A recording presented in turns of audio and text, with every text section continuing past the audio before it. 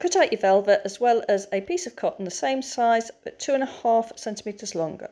Sew these two pieces together along the sides, right sides together. Flip it over and you'll find that you have a border on each side. Top stitch these two sides, these two borders together to keep it in place. Now put a pin at each mark of the corner that you'll find on the velvet. This is where you get the clever bit. You push in the bit that you've sewn on the sides just up to that pin mark. You push it in and then you line everything up together. All 4 pieces of fabric lined up, and then clip or pin that together.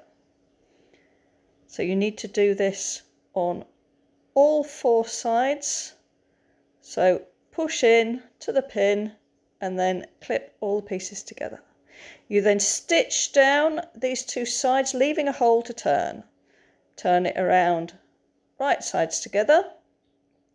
So you push it all out, and then you'll find that the pockets have formed automatically. So just push in the corners to make sure it's turned out, and then flip them over, and there you have one pocket, flip again, and another pocket. You can just give this a bit of a press on the cotton side, because once you've turned it, it's a bit rumpled. Give it a bit of a press.